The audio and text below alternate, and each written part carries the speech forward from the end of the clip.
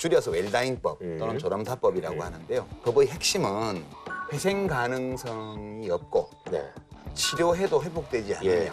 급속도로 증상이 악화되어서 마지막이 임박한 상태에 있는 환자에 대해서 네. 심폐소생술, 혈액투석, 항암제 투여, 인공호흡기 착용 등 죽음의 기간만을 연장하는 의학적 시술 네. 이거를 하지 않을 수 있도록 있다.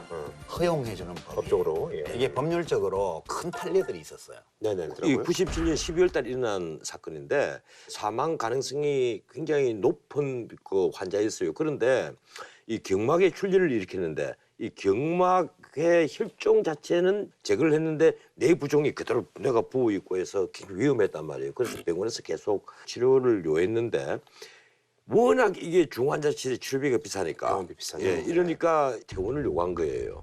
근데 의료진은 말렸습니다. 의사들은 분명 말렸어요. 말렸어요. 절대 안 된다. 위험하다. 이런 말리는데도 아내가 이모 씨입니다. 이 이모 씨가 강력히 요구를 해서 퇴원을 했단 말이에요. 그 퇴원을 해서 이제 사망을 했어요. 하니까 올케가 오케이. 예. 이 살인죄다. 이래서 검찰에다 고소를 한 거예요.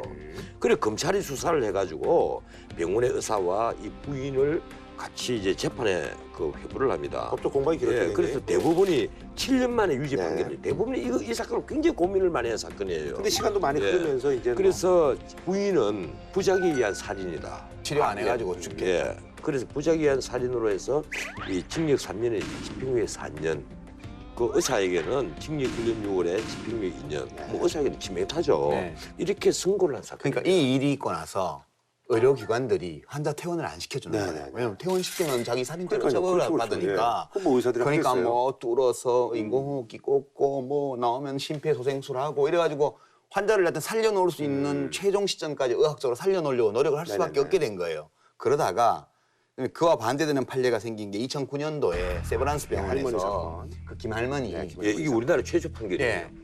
그 다른 것 때문에 치료하러 갔다가 의식불명이 돼가지고 산소호흡기 꽂아놓고 연명하고 있으니까 가족들이 회의를 해서 고인의 평소 뜻과 어긋난다. 이거 인공호흡기 제거해달라. 그러니까 병원에서 우리 살인죄 쓰니까 안 된다. 안 해주니까 소송을 낸 거예요. 그래서 결국은 대법원까지 가서 허락을 하는 판례가 나왔죠. 뭐 그래서 이제 인공호흡기 제거 결정을 확정이 되는 거예요. 그래서 제거했더니 이 할머니가 자가호흡으로 200일 넘게 예, 살았어요. 맞아요. 7개월 동안이나 살아 있었어요. 그러니까 그러면 필요도 없는 인공호흡기를 지금 몇 년째 꽂아놓고 있었던 거냐 이래갖고 좀 시끄러웠는데요. 이 대법원까지 간 판례 덕분에 국회에서 이 존엄사법 논의가 활기를 가지게 된 거예요. 그리고 이제 정부에서도 생명윤리위원회나 이런 데에서 이 문제를 다루기 시작하고 서 어떤 조건에서 어떤 안전장치를 두고 이른바 존엄사를 허용할 것인지에 대한 논의가 오랫동안 이루어졌고 그 여러 해에 걸친 논의의 결과가 이번에 국회에서 법으로 통과된 거예요. 다채로운 즐거움 JTBC